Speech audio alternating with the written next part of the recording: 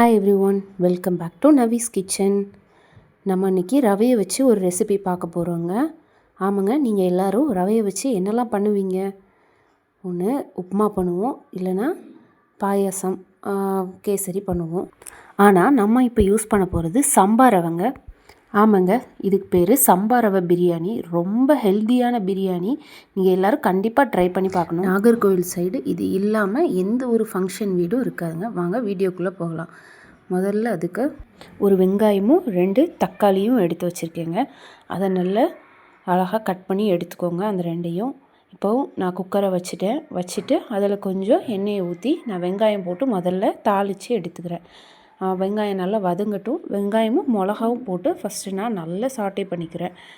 அந்த கேப்பில் நான் சிக்கனை கழுவி எடுத்துகிட்டு வந்துட்டேன். இப்போ பார்த்திங்கன்னா சிக்கனை நல்லா குட்டி குட்டியாக கட் பண்ணுறேன். வெங்காயம் அங்கே வதங்கட்டும். அதுக்கு இடையில் நம்ம சிக்கனை எல்லாம் சின்ன சின்ன பீஸாக கட் பண்ணி எடுத்துக்கலாம். குட்டி பீஸாக போடும்போது தான் அதோட டேஸ்ட் அந்த பிரியாணியில் நல்லாயிருக்கும். ரவையில் நல்ல ஜூஸியாக இருக்கும். இப்போது வெங்காயம் நல்லா வதங்கிடுச்சு. இப்போ நம்ம என்ன பண்ண போகிறோன்னா தக்காளி ஆட் பண்ண போகிறோம். தக்காளி ஆட் பண்ணி தக்காளி வதங்குற வரைக்கும் டைம் கொடுக்கணும். தக்காளி வதங்கட்டும். அதுக்கிடையில் நான் என்ன பண்ண போகிறேன், எல்லா மசாலாவும் அந்த டிஷ்ஷுக்கு என்ன தேவையோ அந்த மசாலா எல்லாம் ரெடியாக எடுத்து வச்சுட்டேன். இப்போது நான் 2 ஸ்பூன் இஞ்சி பூண்டு பேஸ்ட் போட்டிருக்கேன். இஞ்சி பூண்டு பேஸ்ட் போட்டு நல்லா வதக்கி விட்டுக்கிறேன். இப்போ அடுத்தது வத்தத்தூள் 1 ஸ்பூன் போட போகிறேன். வத்தத்தூள் 1 ஸ்பூனு, அப்புறம் பார்த்திங்கன்னா கரம் மசாலா 1 ஸ்பூனு, பிரியாணி மசாலா 1 ஸ்பூனு, அப்புறம் உப்பு 1.5 ஸ்பூன் போட்டிருக்கேன். இதுக்கு தேவையான அளவு ஒரு அரை ஸ்பூன் மஞ்சத்தூள் போட்டிருக்கேன். நல்லா வதக்கி விடுறேன். அந்த மசாலாவோட ஸ்மெல் போகிற வரைக்கும், பச்சை ஸ்மெல் போகிற வரைக்கும் நல்லா வதக்கி விட்டுட்டுருக்கிறேன். பார்த்திங்கன்னா ஓரளவு நல்லா வதங்கி வருது பார்த்திங்களா. இந்த டைமில் ஒரு ஸ்பூன் மல்லித்தூள், வெறும் தனி மல்லித்தூள் சேர்த்துட்டு நல்லா மிக்ஸ் பண்ணி விட்டுட்டு நான் வாட்டர் ஆட் பண்ணிட்டேன். இப்போது வாட்டர் ஆட் பண்ணி நல்லா மிக்ஸ் பண்ணி விடுங்க எல்லாத்தையும். நீங்கள் கறிக்கு தேவையான வாட்ரு மட்டும் வேக வைக்கிறதுக்கு எவ்வளவோ அதை மட்டும் ஊற்றி விசில் போடுங்க. விசில் போட்டு முடிச்சுட்டு நான் கொஞ்சமாக முந்திரி பருப்பும் கொத்தமல்லி இலையும் எடுத்து வச்சுருக்கேன். இப்போ பார்த்திங்கன்னா கறி ரெடி ஆகிட்டு பார்த்திங்களா, நல்லா அழகாக இருக்கா, சூப்பராக வந்துருச்சு. இப்போ நான் கறி வெந்துட்டான்னு செக் பண்ணிக்கிறேன். சிக்கன் நல்லா வெந்துருச்சுங்க இதுக்கு. அதுக்கப்புறம் சம்பா ரவை எடுத்துக்கிறேன். அனில் பிராண்டோட தான் நான் எடுத்திருக்கேன். இது நல்லாயிருக்கும். அதில் இந்த கப்புக்கு ஒரு பவுல் ஃபுல்லாக நான் ரவை எடுத்திருக்கேன். 1 கப்பு ரவைக்கு 2 கப்பு தண்ணி ஊற்றுங்க. ஓகேவா? இப்போ பார்த்திங்கன்னா நான் 2 கப்பு தண்ணி ஊற்றிட்டேன் ஃபஸ்ட்டே கறி வேகப்படும் போது. இப்போ ரவையை அதில் மெல்ல தட்டி நல்லா கிண்டி விட்டால் அந்த ரவை ஃபுல்லாக அந்த தண்ணியை அப்படியே அப்சர்வ் பண்ணிக்கும்.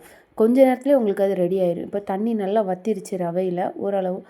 அதுக்கப்புறம் நம்ம தம் போட்டுடலாம். தம் போட்டுட்டு ஒரு நிமிஷம் கழித்து நல்லா கிண்டி விட்டுக்கோங்க ஒரு தடவை. அந்த தண்ணி ஃபுல்லாக ஓரளவு நல்லா ட்ரை ஆயிரும், ரவையை உறிஞ்சிரும், நல்லா வெந்துடும் ரவை. கொஞ்சம் நல்லா கிண்டி விட்டுட்டு திருப்பி ஒரு தடவை ஒரு 5 நிமிஷத்துக்கு மூடி வச்சுருங்க.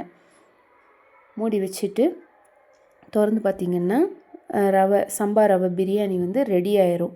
இப்போ நமக்கு பார்த்திங்களா, நான் இப்போது கிண்டி காமிக்கிறேன் எப்படி உதிரியாக இருக்குது பாருங்கள். இது இப்போ சூடாக இருக்கிறதுனால ஓரளவு உங்களுக்கு கொஞ்சம் இதாக இருக்கிற மாதிரி, கட்டியாக இருக்கிற மாதிரி தெரியலாம். பட் ஆனால் கட்டி கிடையாது. இது நல்லா உதிரியாக தான் இருக்குது.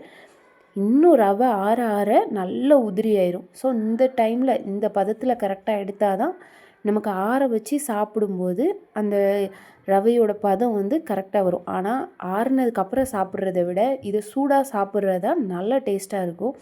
இப்போ நம்ம கொஞ்சம் கொத்தமல்லி போட்டுக்கலாம். அதில் கொத்தமல்லியை போட்டுட்டு திருப்பி ஒரு தடவை கிளறி விட்டுருங்க ஃபுல்லாக ரவையை ஃபுல்லாக. ஓகேவா? இப்போ பாருங்கள், நான் தம்கல்ல இருந்து குக்கரை இறக்கிடுறேன். ஓகேவா? ஏன்னா அந்த ஹீட்டில் இருக்க வேண்டாம். நமக்கு ரவை நல்லா வெந்துருச்சு. இப்போது ஒரு பேன் வச்சு அதில் நான் கொஞ்சமாக நெய் விட்டுக்கிறேன். நெய் விட்டுட்டு நம்ம எடுத்து வச்சுருந்த முந்திரி பருப்பு இருக்குல்ல, அது நல்லா கோல்டன் ப்ரௌன் வர வரைக்கும் வதக்கி எடுத்துக்கலாம். ஏன்னா நம்ம இப்போ ரவையில் இந்த முந்திரி பருப்பு போட போகிறோம். இது ஆப்ஷனல் தான். பிடிச்சவங்க போடலாம், பிடிக்காதவங்க போடாமலும் இருக்கலாம். பட் ஆனால் நம்ம எப்படி லாஸ்ட்டு நெய் ஊற்றினா அந்த டேஸ்ட்டு ஸ்மெல் நல்லாயிருக்கும். ஸோ அதுக்காக நான் முந்திரியும் வறுத்து போடுறேன். எங்கள் வீட்டில் முந்திரி போட்டால் எல்லாத்துக்கும் ரொம்ப பிடிக்கும். நீங்களும் முந்திரி போட்டே ட்ரை பண்ணி பாருங்கள், நல்லாயிருக்கும். பார்த்திங்கன்னா நல்லா கோல்டன் ப்ரௌன் ஆனதுக்கப்புறம் நான் அந்த ரவையில் அந்த முந்திரியை போட்டுட்டேன். இப்போ வாங்க, நம்ம ரவை பிரியாணி ரெடி ஆகிட்டு இப்போ நம்ம சர்வ் பண்ணலாம். இப்போ பார்த்திங்கன்னா நல்லா உதிரியாக அழகான சம்பா ரவை பிரியாணி. உப்மான்னு சொல்கிறத விட பிரியாணின்னு சொல்லுங்கள், அதுதான் கரெக்டான டைம் இதுக்கு. ஏன்னா அப்படியே பிரியாணி மாதிரி தான் இருக்கும். இது வந்து ஒரு டயட் ஃபுட்னு கூட சொல்லலாம். நீங்கள் ரைஸில் பிரியாணி பண்ணி சாப்பிட்றதுக்கு இதில் பிரியாணி பண்ணி சாப்பிட்றது அவ்வளோ டேஸ்ட்டாக இருக்கும். நம்ம சேனலை லைக் பண்ணுங்கள், சப்ஸ்கிரைப் பண்ணுங்கள், இந்த வீடியோவுக்கு கமெண்ட் பண்ணுங்கள்.